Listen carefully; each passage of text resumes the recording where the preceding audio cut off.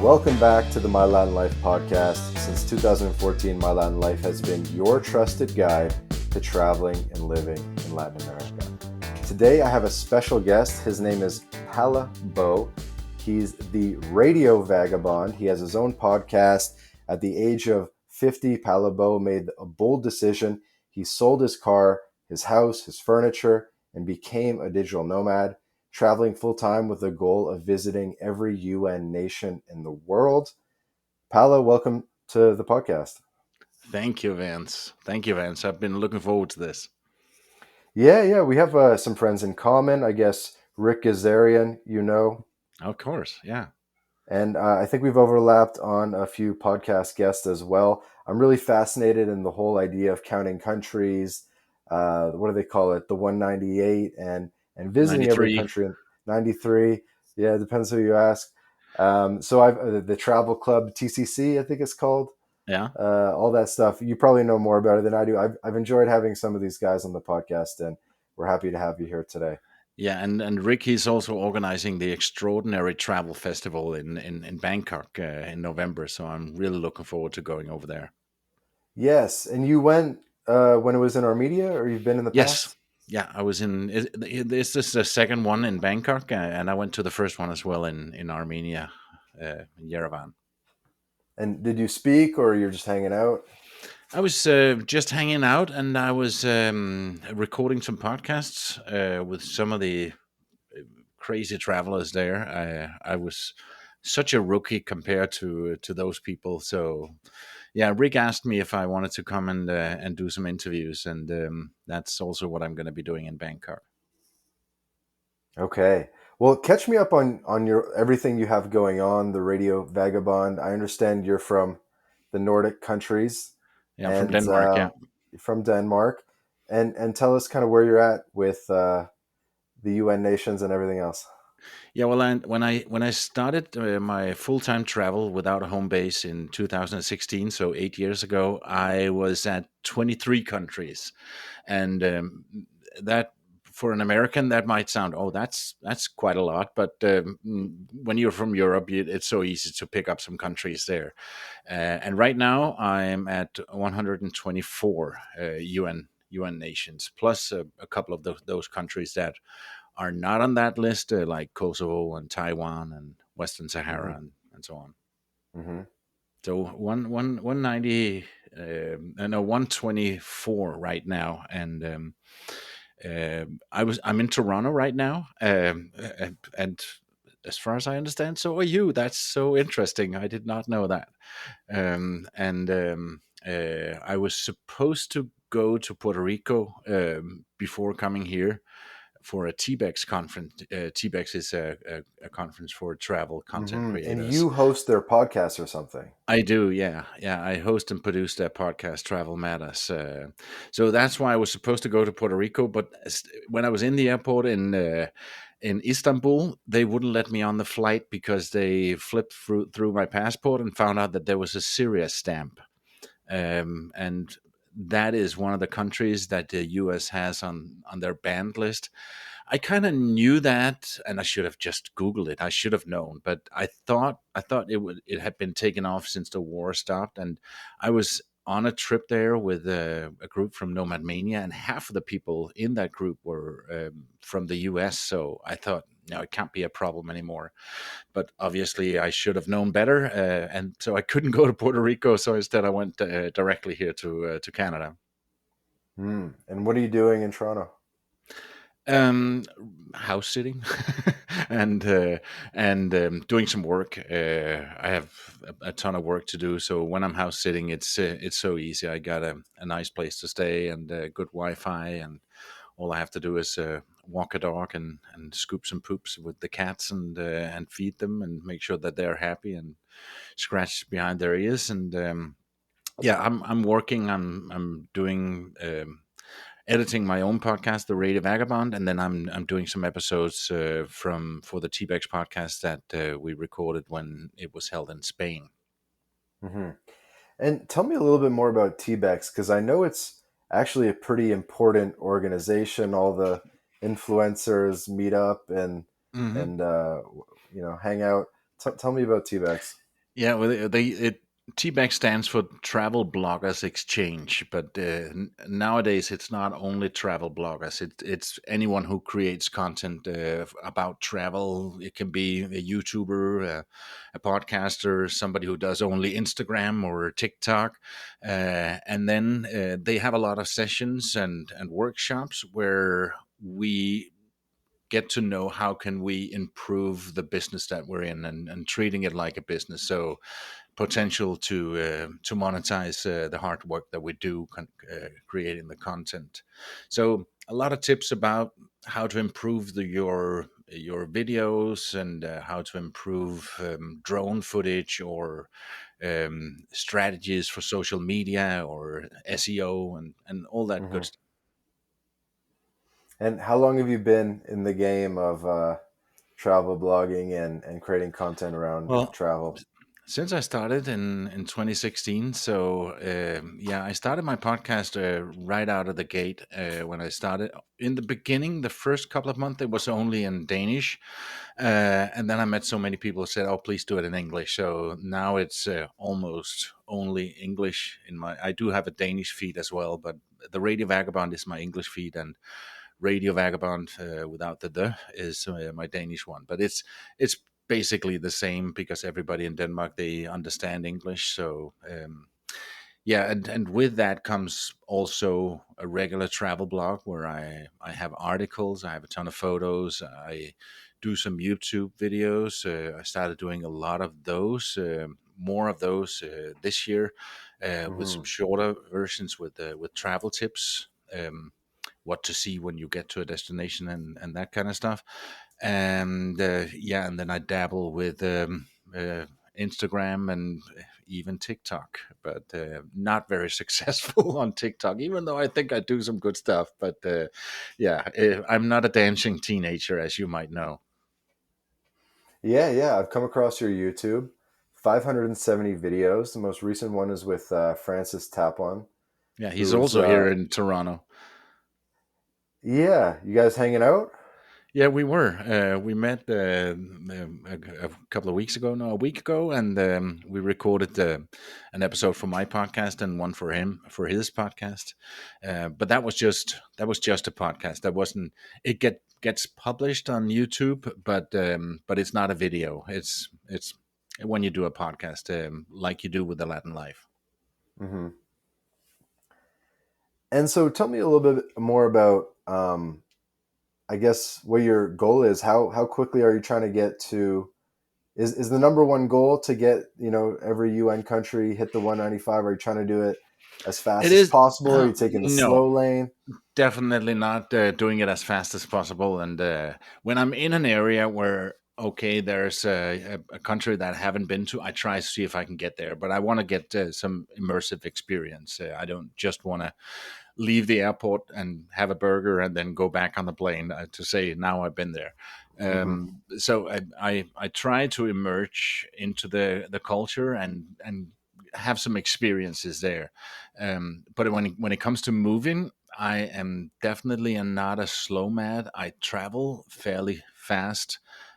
Even when I'm in the same place, like I was in Buenos Aires for 3 months in the beginning of the year, but in those 3 months, I stayed at 9 different Airbnbs. So I, 9 in 3 months? yeah. So all the other nomads that were there, and there were quite a few nomads. They said, "What are you doing? Why are you doing that?" They just stayed in the same place, and I said, "No, I like to see something new." So I know a lot of the different neighborhoods in Buenos Aires, because if I Dude, stay you're there for kind of two scaring weeks. me. I Well, think, I can scare you even more, because in 2022, I actually counted how many places I stayed, how many times I packed and unpacked, and I slept in 105 different beds in one year. I was in 30 countries. 20 of those countries were new countries for me. And if I count the countries that I went back to more than once in the same year, I was in 37 countries. So yeah, that was a bit extreme year, but it just panned out that way. It's not. It wasn't because I was rushing. I could see that it was fast, but it didn't feel too fast. okay. So 124 countries, you got about 90 left. Sorry, Yeah, my math is terrible today.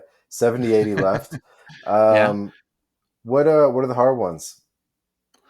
I would say some of the micronations in the Pacific, they're difficult to get to and expensive to get to. Hmm. I I have done North Korea and Iran and Iraq and now Syria as well, and they weren't really difficult. Um, there are a few African countries that might be difficult, but overall, it's doable. And to answer the question that you asked before, is it the overall goal? It is the goal, but I am not in a rush. And like I also said to Francis when I spoke to him, when I'm 95 and I still have 10 countries to go, I can say, "Well, it's still my plan, young man," with my stroller, and then I might not make it, but what the hell? I'd be dead by then. That's the thing, because when people come out and with the stated goal, like I'm going to travel to every country in the world, and you see on Instagram like number 141 and this kind of thing, it's Mhm. like, damn, they really are tying their ego a lot Yeah, to this I know. goal, and you kind of have to complete it, or it's Yeah, awkward. that's true, and I think if I get closer, like I can see, okay, there's only 10 or 15 left, then I might be more like, okay, now I'm gonna get them in the next couple of years. But right now, I'm just enjoying the journey, and it comes when it comes, and yeah, I'm this year I'm only doing 4 or 5 new countries. I did Libya, Lebanon, and Syria, and 4 of the stands: Kazakhstan, Uzbekistan, Tajikistan, and Kyrgyzstan. Nice. Yeah, Turkmenistan is also one of the countries that are very difficult to get a visa to. So yeah, Mm. I know that a lot of people they struggle to get that, but um, yeah, I'm enjoying the journey, and I'm going back to a lot of places. I've been here in Canada 4 times before, and I enjoy coming here. It's a good place to be. Tell me about Toronto and your impressions as a worldly man. Well, it's one of my favorite cities. I would say Cape Town is my favorite, and Buenos Aires is definitely up there as well, and some of the European cities. But Toronto is such a great place, I feel, because it's so multicultural. And half of the people living in this city are born outside of Canada, not just outside of Toronto, but outside of Canada, and that makes it a very interesting city, in my opinion, where you can walk a few blocks and then you're in Chinatown, and then you're in the Koreatown, or I even found a place where I can buy some traditional Danish food. Yeah. So yeah, yeah, you can really get anything here, and it's absolutely one of my favorite cities. And plus, I have a ton of friends here. Okay, cool. Any downsides you see about Toronto? It's expensive. So yeah, that's the only downside I can see. It's quite expensive, and maybe the traffic as well can get a little bit hectic. But they got good public transportations with the trains, and right now in Mississauga, which is a suburb west of Hmm. the city. So I got maybe 45 minutes to an hour to get to downtown Toronto, but it's fairly easy with the GO train to get there, and then they have the whole metro system in the subway in the center where that moves you around fast. But yeah, it's a great city. Okay, cool. Well, we're recording this in August for audience reference, so good timing in terms of being Yeah. in Toronto. I It's the have best not month. been here in the winter, so I've Yeah, only I've only managed to get here in the summer. there you go. Well, that's the beauty of being a traveler, right? We try to time the seasons, and so I thought maybe we could talk about some logistical stuff. I want to get into the weeds a bit. Let's see if we can tease out some good tips for people who might be thinking about doing the same goal. So, do you only have a Danish passport, or do you have multiple passports? No, I only have the Danish passport. Because I was thinking that with your stamp issue, that would have Yeah, been solved yeah, with multiple passports. yeah, exactly. Then I probably would have used another passport.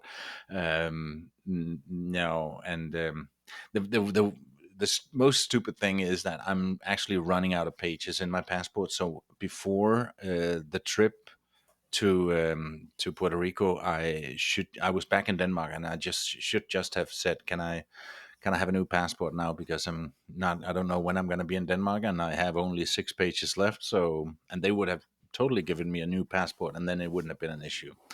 But yeah, now it's in their records, and I have to apply for a regular visa before I can get back in the US. And I've been to 48 of the US states, so it's not like I need to go back. I was supposed to go to a T-Bex in Alaska in September, but now that's 99.9% sure that's not going to happen, because I applied for a visa here, and then I was told, okay, you can get an interview, and I thought, well, maybe in a week or 2 weeks while I'm here. I'm going to be here for a month or two. And then they told me, no, the waiting time to get a meeting at the US consulate here in Toronto is 860 days. So a little bit more than 2 years Ooh. just to get a meeting to see if I might be able to. So I just started laughing, and I said, well, I'm not here in 2 years. Yeah, that's it's just to get a meeting. That's very difficult. It could have been done in Denmark.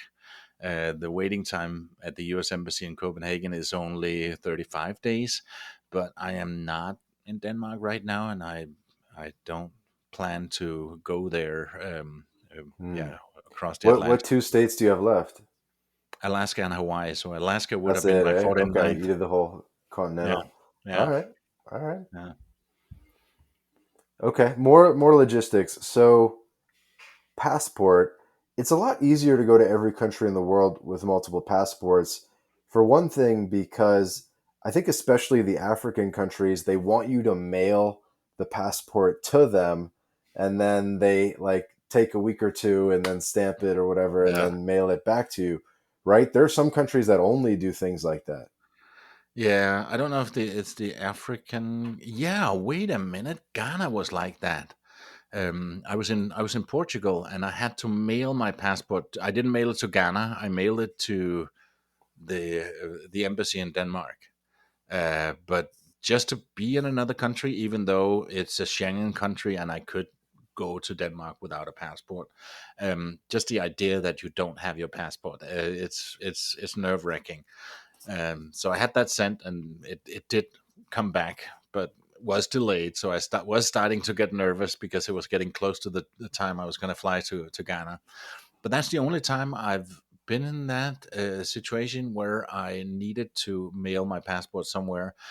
For a lot of the West African countries, I was starting in Morocco. So I spent a week in Rabat, where they have a lot of the embassies for the Western African countries, and just Hmm. basically went from embassy to embassy and got the visas for those countries. And some of them, like Ghana, like Guinea, and Guinea-Bissau. I think it was Guinea when I said I'm would like to have a visa. They said, "Why?" Because I want to visit your country. Why? They just didn't get it because it's so rare that people go for tourism in Guinea. So they were kind of surprised, but some of them took a couple of days. But being in the same city where I know this is where I hand it in, instead of putting it in an envelope and hoping that it'll get there and get Hmm. there in time, it's quite frightening. But And I see what I you think mean with most having two passports. It would be nice, but it's yeah, I don't have that. and I think most people who've been doing this journey have some stories about how, for one country, they pretended to be a journalist or they had to do something to get a visa that is hard to get. Do you have any stories so far? No, I have a story of where I was pretending not to be a journalist, because I wouldn't call myself a journalist, but I do travel stories, and I do walk around with professional microphones. So when I was in North Korea, I was told that you better not bring your professional microphones. They look too much like you're a journalist. So leave them in your suitcase. So I did do an episode from North Korea, but it was all recorded on my phone, which was okay. But yeah, sometimes I don't want to look like a journalist. I've never had the thing where it would be an advantage, but I actually thought about that when applying for the U.S. Visa. Maybe I could uh, totally legit get a media visa. Because I am doing content, so I haven't really found out if that's the best way to go or just get a regular visa. But maybe somebody listening to this can give me some advice. This episode of the My Latin Life podcast is brought to you in part by Crema Social. Crema Social is like TikTok for international dating. It's an app you can download right now on your phone, and 3 out of 4 people on Crema are single women. The app was founded in Colombia, so unsurprisingly, there are a lot of Latinas on the app, by the way. So, how does it work? Crema Social is a social meal experience where you invite a hot girl for a lunch date via video call and food delivery. New concept, so you'll have to try it out for yourself, but this is probably the best way to meet Latinas before you visit the country. So if you're in Latin America or planning to visit Latin America, download Crema Social now and start getting dates right away. There will be a link in the description to download, or just search Crema Social on your favorite app store. Have fun, guys. This episode of the My Latin Life podcast is brought to you in part by Bit Refill. Bit Refill is the best way to spend your crypto in Latin America. Purchase gift cards or mobile refills from more than 3,500 brands in 186 countries instantly, safely, and privately. You can also apply the code MyLatinLife at checkout to get 10% back on your first purchase. Go to bitrefill.com for more information. This episode of the My Latin Life podcast is brought to you in part by Job Stacking. If you are a remote or hybrid worker looking to maximize your earning potential, then Rolf Holtze, the author of Job Stacking, guarantees you'll be able to double your income. This is the exact system Rolf has used to take his own income and those of many others beyond $20K a month. So what is job stacking? It's this idea of working multiple remote jobs. You might have heard Rolf, he's worked 5, 7, even 9 remote jobs at the same time before. And by the way, job stacking works equally well for non-technical roles. So no, it's not just for the nerds. So if you're ready to job stack, then book a discovery call with Job Stacking and see how they can double your income in just 9 weeks.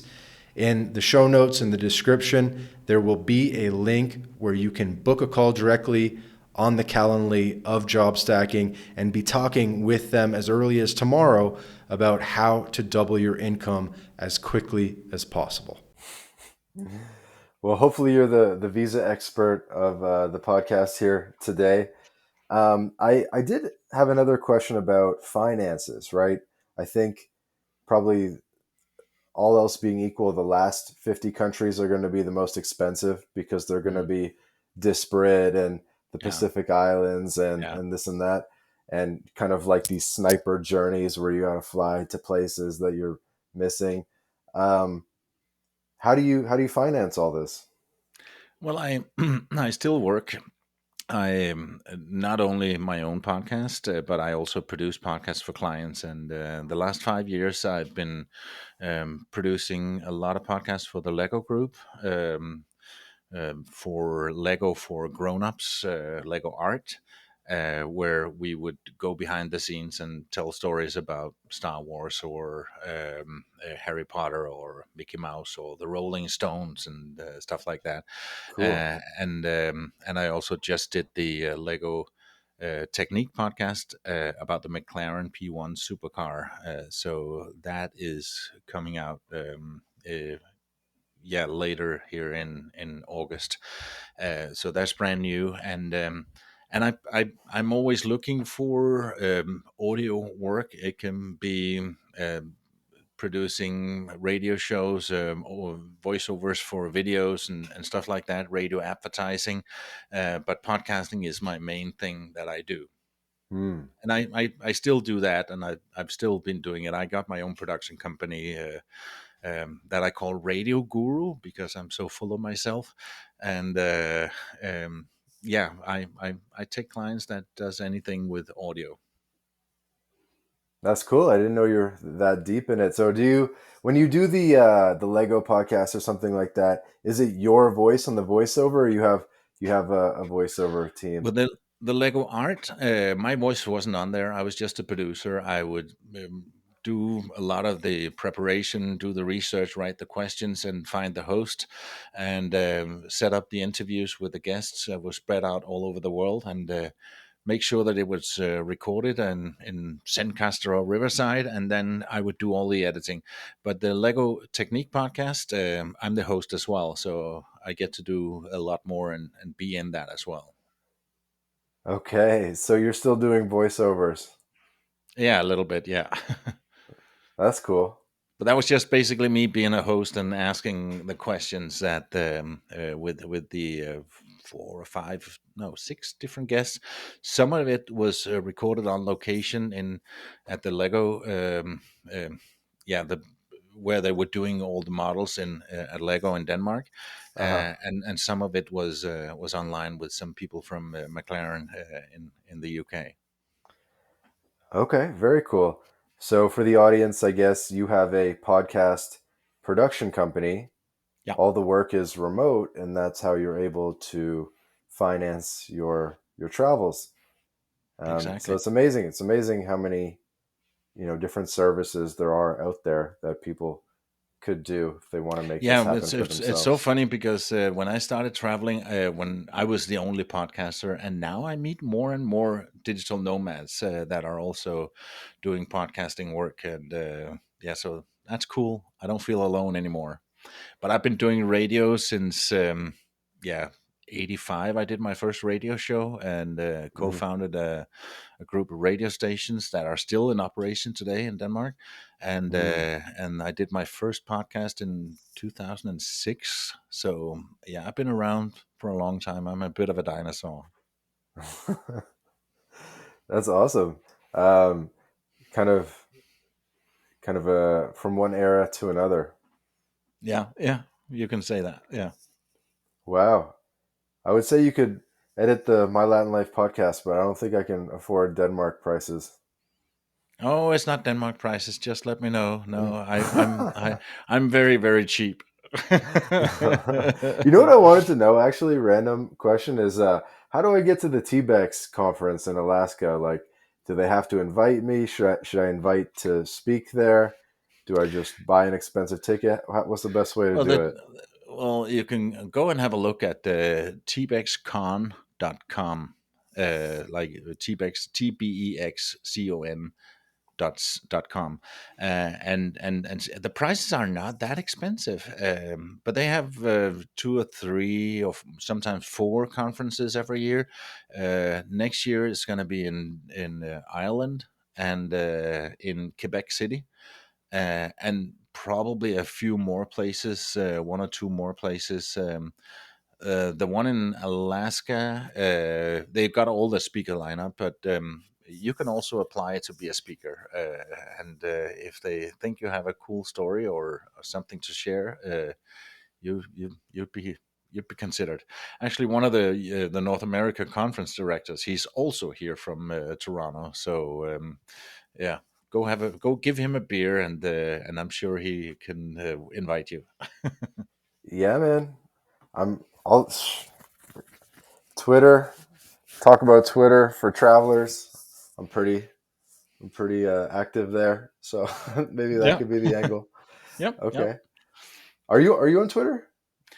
Yeah, I don't really use it that much. I am on Twitter or Is X, it Palle Bo or is it Radio um, Vagabond? Radio Vagabond. Okay, let's see if I kind of forget.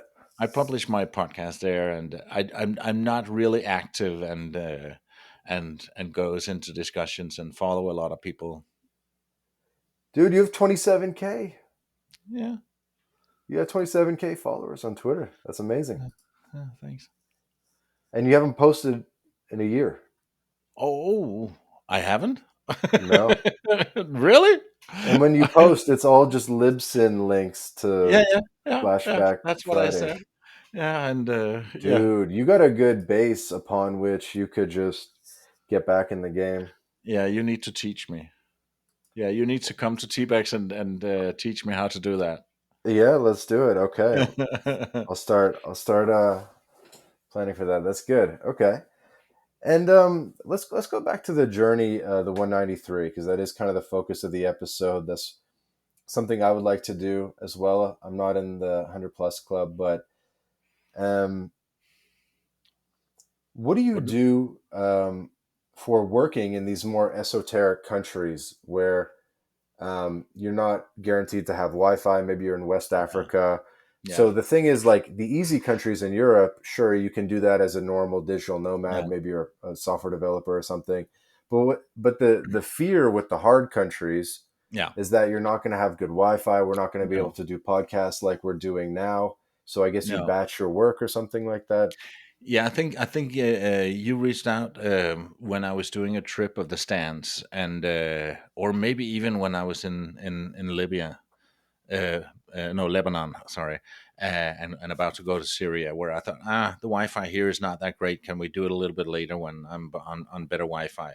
So what I try to do as for work is I plan it out. So when I'm doing a big Africa trip, that's not when I'm doing a Lego project. We plan that out far in advance, so I know that I need to be at good Wi-Fi. So one of the Lego projects, it was right after an Africa trip, and I could have stayed in Africa, but I didn't want to risk that I didn't have good enough Wi-Fi. So I went to Rome, where the host actually also was. So I was able to be with her in the studio.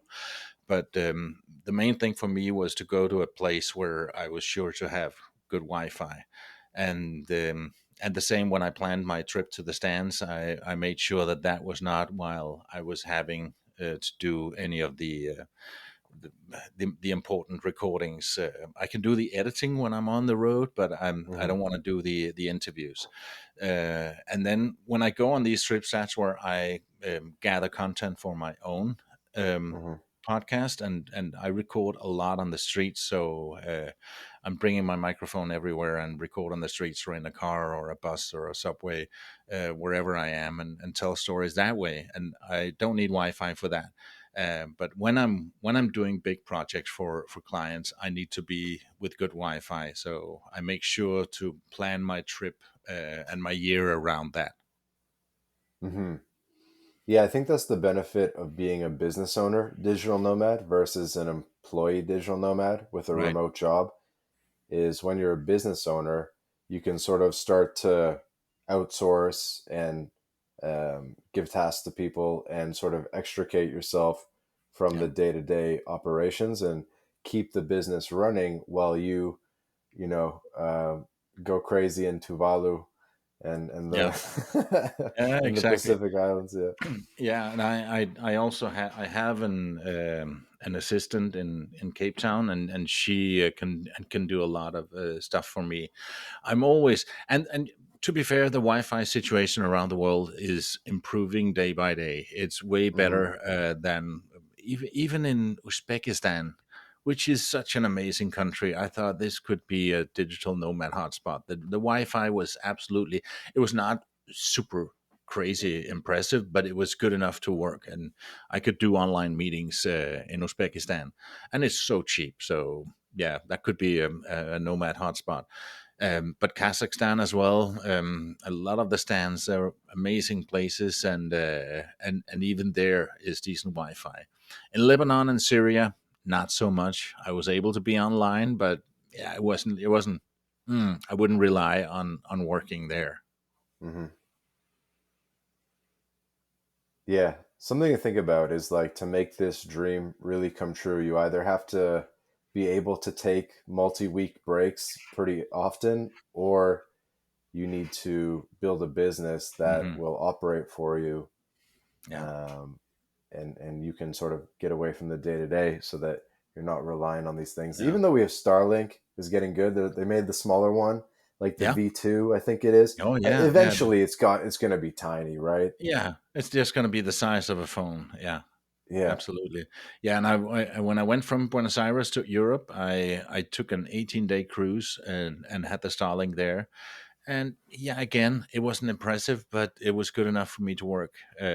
So I wouldn't be in the middle of the ocean doing an important interview for a client. That no, I wouldn't risk that. But it was absolutely decent enough for me to work. And when it works in the middle of the Atlantic Ocean, I could have my own Starlink, and then I could go anywhere and still be online. Hmm.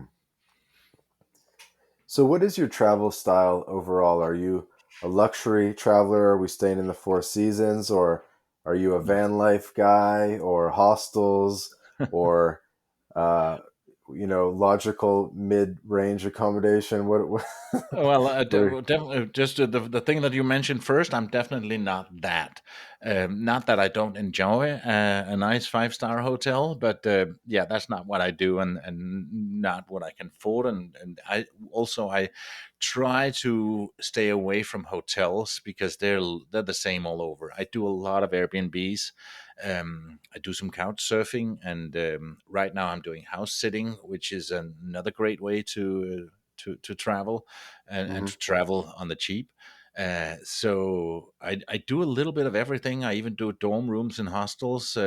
Something that I thought, no, that's not for me. That's just for the teenagers or the young backpackers in the gap year. But no, I enjoy doing hostels a lot. If I'm staying longer in a place, I like to have my own place and my own space. Preferably a place with a kitchen so I can do a little bit of cooking as well. But I do rooms at Airbnbs. I do the whole place, apartments, and a little bit of everything. You'll still do a room, not whole place? Yeah, I will still do that from time to Yeah. time, especially if it's just a place to sleep for a couple of nights, or maybe sometimes it's just one night. So yeah, sure, I'll do that. And then you go to the homeowner and you're like, "Hey, I'm recording a podcast. If you guys Yeah. can keep it down." No, I can't remember that I met somebody who was not nice. Yeah, there was that freaky lady in Rio de Janeiro, but that's a whole other story. It's Brazil for you. It's hard to get any peace around there. Very, very nice. 1 second, and then 2 seconds later, she would scold me like I was her teenage son. So yeah, that was a bizarre situation, but yeah, it's I, very I've rare. I've noticed a lot of a lot of the expert vagabonds do use house sitting. I haven't got on the house sitting game. Do you use the what's the main one? Trusted house sitters? Do you Yeah, use that trusted one, house sitters. Yeah, or what do you primarily use? yeah, trusted house sitters.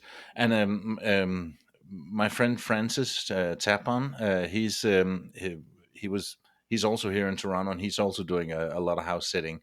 So yeah, I got 3 house sits back to back here. I got this one for 3 weeks in the western part, and then I have a week in the center of Toronto, and then I have 2 weeks on the other side, on the eastern side of Toronto. So, and then I might even see if I can get more.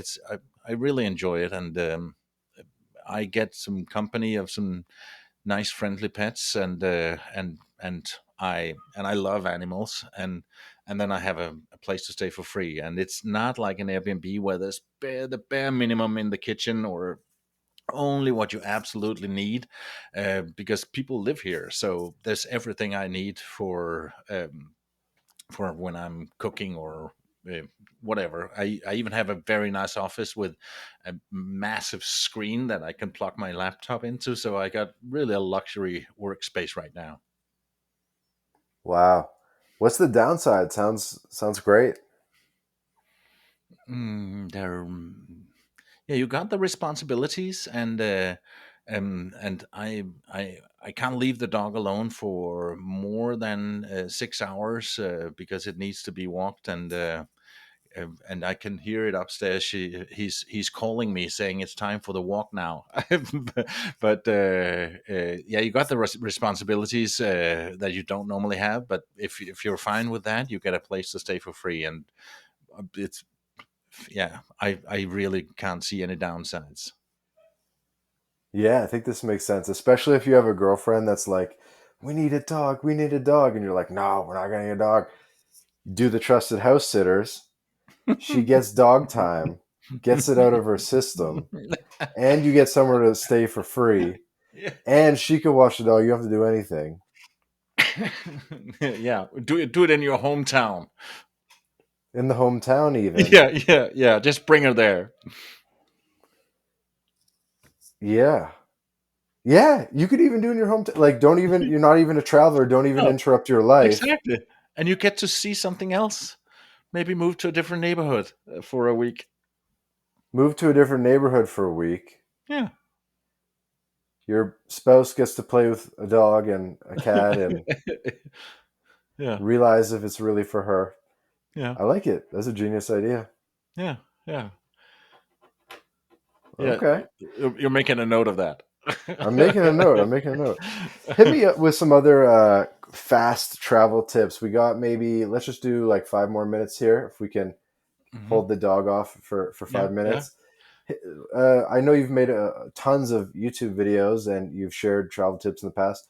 What ones have gotten the most response or feedback or been controversial or you heard the most back about? I don't really know if there's anything controversial. Now that we've spoken about house sitting, another great way of traveling and getting to meet people is through couch surfing. And um, even if you don't stay with them, just use couch surfing as a platform to meet people. When I was in Guinea in Africa, I already had a place to stay those 3 days I was there, but I Mm. looked at couch surfing and met up with three different people, and that's one of the reasons I enjoyed being there. That I get to meet some locals, and I've done a lot of couch surfing in other African countries, and also a lot when I'm doing the road trips in the U.S. I've went to what they call a couch crash, like a whole weekend. I did that in Connecticut a couple of years ago, and then actually last year I went back when they had their annual couch crash, Connecticut couch as they called it, where I got to meet a lot of the people, like 20 people, and we would go on walking tours, we would have parties, we would do this and that, and getting to hang out. So it's a cool way to meet locals, and especially if you're a solo traveler, it's a great way to get an introduction to the city. And you do get a free place to stay, but that's not the main reason why you should do couch surfing. It's more that you get the more immersive experience by meeting people that way. Yeah, that's a great tip. I mean, it makes sense because you can get community kind of anywhere, or like, I mean, there's a lot of different places where you could kind of put out a signal, hey, I'm in Guinea, who wants Hmm. to hang out? Hmm. But when you do it through couch surfing, these are people who are already used to receiving foreigners Yeah. Yeah. and And I they're in a and I different remember mindset. the first time when I did couch surfing, the first three people I stayed with. I was doing a trip around Europe with my two kids, and the first three people, they were so nice, and I thought we're so lucky that we are getting to stay with some nice people. And then it dawned on me, wait a minute, the people that put their spare bedroom up on couch surfing, they are nice, they want to meet new people. Why else would they do it? The not so nice open-minded people, they're not on couch surfing.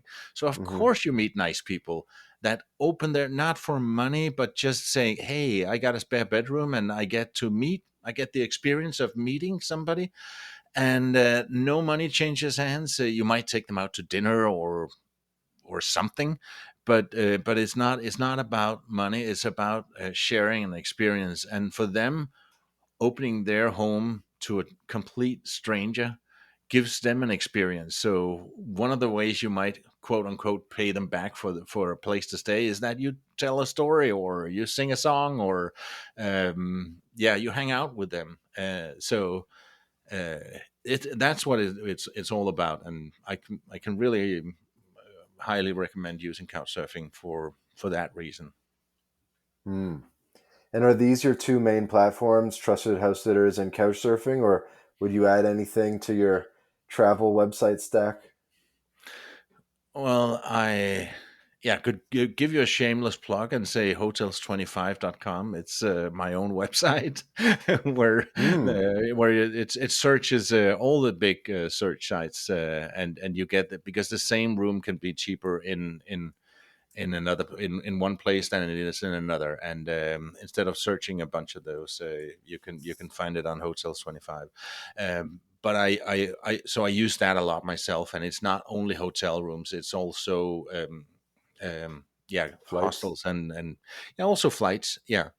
um and but I also use Airbnb a lot, so, because yeah, you it's a great way. But I have heard some people say that Facebook is a good place to find places to stay, and it's very often cheaper than it is on Airbnb or other Right. places. So it One depends quick on the question about countries. this before we move off it. This is kind of random, but when is for a trusted house sitters type scenario where you're watching somebody's place, what's the ideal amount of time in advance that you need to do this? Do you need to plan this 2 months in advance or even further or 2 weeks in advance? What's the ideal range?